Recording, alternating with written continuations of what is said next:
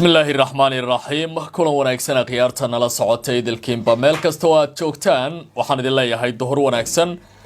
waa 5 bisha November sanadka 2025 qodobadaan idinkugu haya tabintana waxaa kamid ah dowladaha Ruushka iyo Mareykanka waxaa ka dhax taagan xiisad culus oo dhinaca nuclearka iyadoo maanta war ka soo baxay aqalka looga taliyo wadanka Ruushka ee Kremlin-ka la yiraahdo uu ka codsaday Donald Trump inuu faahfaahin ka bixiyo tijaabada nooca nuclearka uu doonayo inuu sameeyo halka dhinaca kale madaxweyne Putin uu ku hanjabay inuu kor u sii qaadin doono horumarinta arrimaha nuclearka gantaalaha qaata iyo waliba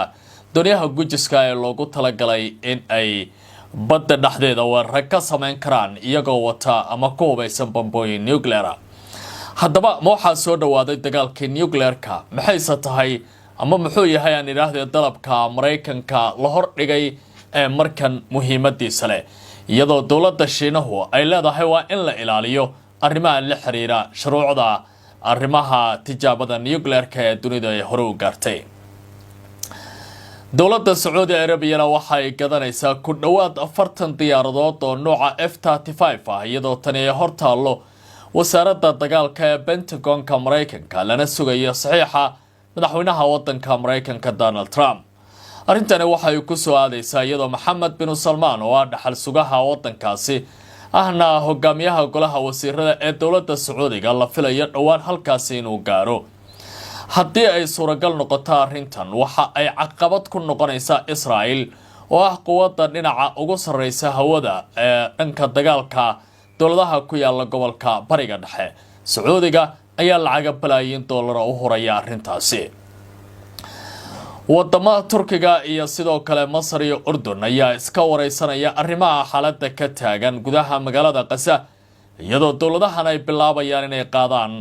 xaalada la xiriira degdega arrimahaasi looga jawaabayo xaaladda bini'aadanimada xilli Turkiga uu ku dadaalaya sida ciidamadiisa halkaasi loo geey lahaa Israa'iilna ay u aragtay caqabad kale oo aad u ballaaran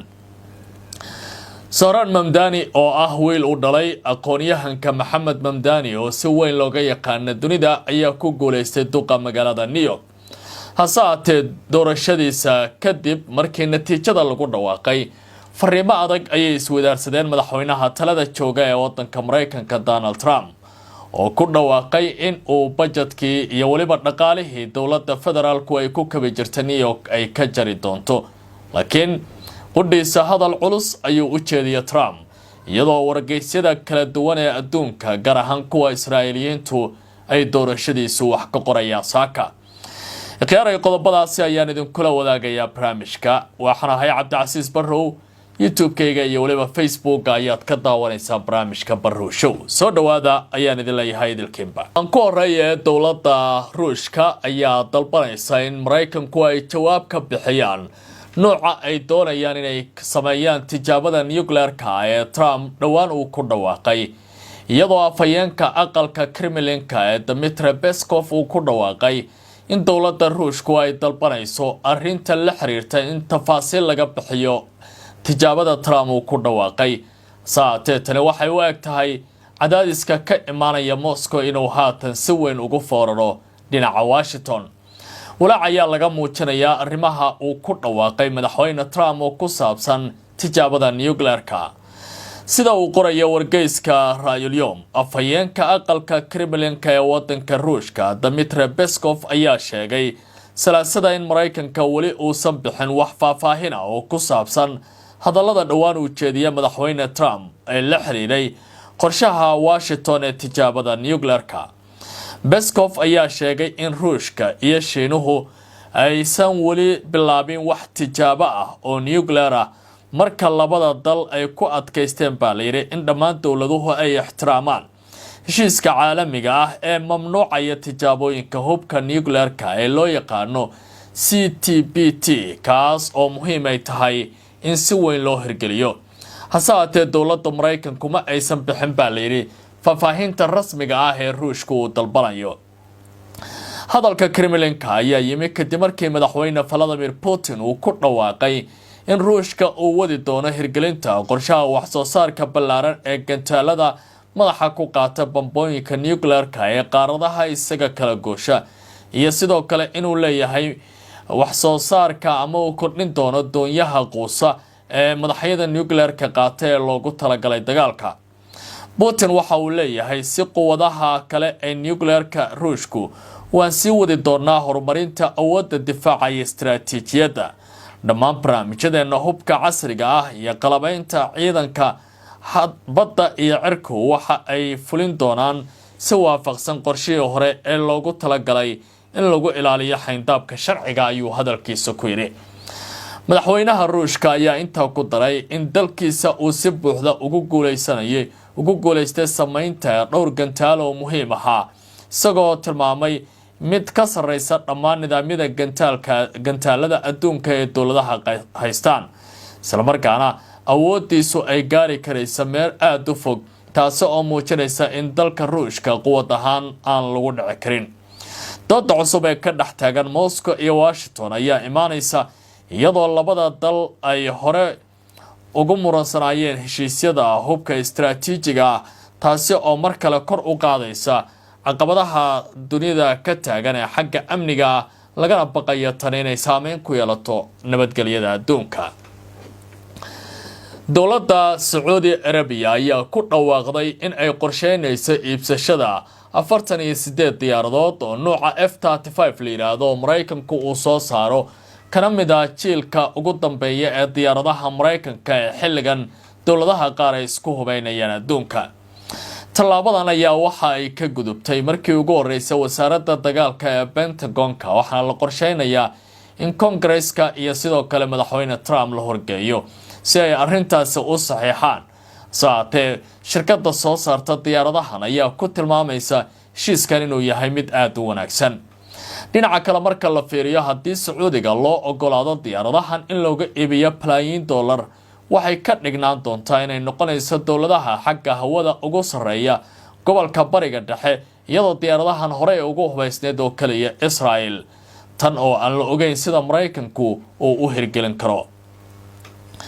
Warar ay hesho wakaaladda wararka ee Reuters ayaa tilmaamaya in Mareykanka uu tixgelinayo codsi ay boqortooyada Sacuudiga u gudbisay si ay u iibsato ilaa iyo 48 diyaarad oo ah nooca dagaalka casriga ah ee F-35 loo yaqaano, kuwaasi oo ay soo saarto mid ka mid ah shirkadaha dalka Mareykanka ee Martin loo yaqaano. Laba ilo wareed ayaa la hadlay wakaaladda wararka Reuters ayaa xaqiijiyay in qorshahan uu ka gudbay caqabado badan oo ay ku jirta wasaaradda dagaalka ee Pentagon-ka, taas oo la sheegay in ay dhacday ka hor booqashada la filayo dhaxal sugaha Sacuudiga Mohammed bin Salman uu ku tagay Washington. Haddii la ansixiyo baa la yiri heshiiskan oo ku kacaya malaayiin dollar, waxa uu noqon karayaa isbedel weyn oo siyaasadeed iyo mid military, kaas oo laga cabsi qabo in saameynta isku dheelitirka awoodda difaaca gobolka Bariga Dhexe ay noqoto mid aad u ballaaran. Tani waxay ka dhigan tahay in Israel ay dareemayso qalqal xoog leh haddii diyaaradahaasi laga iibiyo dowladda Sacuudiga. Labada nidaam ayaa xiriir dhow la leh Washington, sida laga soo xigtay saraakiil Mareykan. Go'aanka kama dambaysta ah weli lama gaarin, waxaana loo baahan yahay tallaabooyin kale oo dheeraad ah oo ay ku jiraan ansixinta heer wasiir, saxiixa madaxweynaha dalka Mareykanka Donald Trump, iyo ogolaashiyaha golaha Congress-ka ee dalka Mareykanka oo ku saabsan in diyaaradahaasi laga iibin karo dowladda Sacuudiga. Pentagon-ka ayaa sheegay in qaybta siyaasadda difaaca ay muddo bilaa ka shaqeynaysa arrintan, taas oo haatan gaartay heerka wasiirka dagaalka. Si kastaba, Pentagon-ka, aqalka cad iyo wasaaradda amuraha dibadda ayaan si degdeg ah uga jawaabin codsiyo kala duwan oo warbaahintu ay hordhigeen oo ku saabsan bal in wax laga ogaado arrintan. Afhayeen u hadlay shirkadda soo saarta diyaaradan ayaa sheegay in nooca iibka noocani ah uu ka dhaxeeyo dowladaha, isla markaana ay tahay dowladda Mareykanka inay go'aamiso. Sacuudiga oo ah iibsadaha ugu weyn ee hubka Mareykanka ayaa muddo dheer doonayay inuu helo diyaaradaha F-35 ee aysan dunida loo wada ogoleyn in laga iibiyo, taas oo ah diyaaradda dagaal ee ugu horumarsan dunida. laguna sifeynaya baa layidhi mid awood u leh inay ka dhuumato raadeerada waaweyn ee adduunka. ilaa iyo hadda Israa'iil iyo dalal kale oo kooban ayaa bariga dhexe ka haysta diyaaradan, waxaana horay u dhistay baa layidhi dhowr cusub oo kala duwan oo ku salaysan diyaaradaha nooca F-35 loo yaqaano. warbixinta ayaa intaa ku daraysay in xukuumaddii hore ee Biden ay mar hore ka wada hadleen suurtagalnimada bixinta diyaaradda F-35 si ay qayb uga noqoto heshiis ballaaran oo u dhaxeeya dowladaha Riyaad iyo waliba dalka Mareykanka, halka taasi ay Israa'iil walaac ka muujinayso. tan iyo markii Mareykanka uu dib ugu soo laabtay xafiiska madaxweyne Trump, waxaa mudnaanta koowaad uu siiyey kordhinta iibka hubka ee Sacuudiga, waxaana bisha May Washington ay ansixisay in ay hub uga iibisay Sacuudiga lacag gaaraysa $142 bilyan oo dollar, taasi oo Mareykanka u arkay dhaqaale aad u ballaaran inuu ka sameeyo. Sacuudiga ayaa qorshaha cusub ee higsiga sanadka 2030 uu hormuud ka yahay Maxamed bin Salmaan ay qayb ka tahay iibsashada diyaaradahan, taas oo muujinaysa inay haatan u muuqato dowladda Sacuudiga in ay kordhinayso awoodeeda difaaca. dowladaha Masar iyo Turkiga ayaa weli sameynaya galaangal ay ku doonayaan in si dhammaystiran loo gabagabeeyo colaadda gobolka bariga dhexe ka taagan, gaar ahaan magaalada go'doonsanayd muddada dheer ee Gaza, halkaasna ciidamadooda la geeyo iyadoo markaan ay dumanayaan wadanka Urdun. dowladaha Masar iyo waliba dowladda Masar ayaa salaasadii la hadashay baa layidhi dalalka Turkiga, Sacuudiga iyo Urdun xaalado kala duwan oo ka taagan magaalada Gaza iyo dalka Suudaan ee qaaradda Afrika, iyadoo isweydaarsaday aragtiyo ku saabsan arrimaha bini'aadanimada iyo gurmadka loo sameyn karo dalalkaasi. sida lagu sheegay bayaan rasmi ah oo ay soo saartay wasaaradda amuraha dibadda Masar, wasiirka amuraha qaarijiga ee wadankaasi Dr. Batri Abdelcaadi waxa uu taleefanka kula hadlay dhigaysa wadanka Turkiga Hakan Fidan, Sacuudiga Amir Faisal bin Farhan iyo kan Urdun baa layidhi Ayman Safadi, waxaana uu kala hadlay xaaladda goboladaasi ka taagan. intii lagu guda jiray wadahadaladaasi, Cabdulcaadi ayaa sheegay in xaaladda Gaza iyo dadaalada Qaahiro ay ku bixinayso joogtaynta heshiiska nabadda ee Sharm el-Sheikh ay tahay mid aad u ballaaran. dhinaca kale, dowladda Masar ayaa miiska soo saartay in loo baahan yahay ciidamo halkaasi la geeya, inkastoo Israa'iil ay ka baqanayso in ay Gaza galaan ciidamada wadanka Turkiga iyo sidoo kale kuwa ka soconaya wadanka Masar. saacatee lama oga dowladahan inay miiska soo wada saareen arrimahaasi. dalka Mareykankana waxaa xiisad cusub ama arrin cusub ay ka dhex bilaabatay duqa cusub ee New York Zohran Mamdani iyo waliba ninka la yiraahdo Donald Trump oo madaxweynaha ka wadankaasi, markay isdhaafsadeen hadallo kulul doorashadii Mamdani kadib. Mamdani oo asal ahaan ka soo jeeda wadanka Hindiya ayaa ku dhashay dalka la yiraahdo Uganda, waxaana dhalay Maxamed Mamdani oo ah nin aqoon-yahana oo haysta abaalmarinta Nobel oo dhinaca qoraalka ku saabsan. waxaana markii la doortay kadib Trump uu sheegay haddii ninkaasi talada uu qabto in uu ka jari doono New York dhaqaalaha dowladda federaalka ay ku taageerto gobolkaasi. dhinaca kale, Mamdani ayaa markii la doortay khudbad u jeediyay waxa uu ku yidhi Trump ha loo dheereeyo sameecadaha telefishinka, hana loo sheego in wax kasta ay si caadiya u soconayaan halkan. intaa kadib waxaa warbaahinta adduunku ay bilowday inay si weyn u tabiso doorashada wiilkan dhalinyarada ah ee 34 jirka ah. warbaahinta sida weyn saaka wax uga qoraya doorashadiisa waxaa ka mid ah wargeyska The Jerusalem Post ee ka soo baxa Israa'iil. waxa uu leeyahay ninkii sida weyn uga soo horjeeday Israa'iil ayaa loo doortay duqa New York. tani ma saameyn ayay ku yeelan doontaa guud ahaanba Yuhuudda ama dadka Israa'iiliyiinta ah ee ku nool adduunka.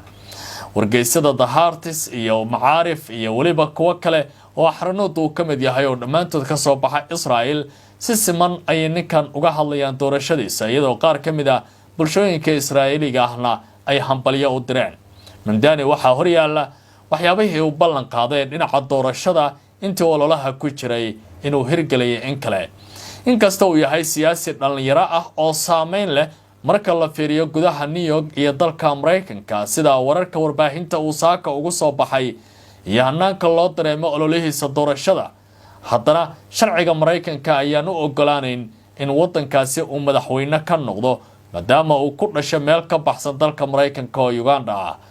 waxaa la eegayaa saameynta ninkan iyo isbedeladiisa waxay ku soo kordhiyaan guud ahaanba New York. khiyaaray qaybtan intaas ayaan ku gabagabeynayaa faaqidaada wararka dunida iyo Barrow Show. waa Cabdicasiis Barrow idile nabadgelyo.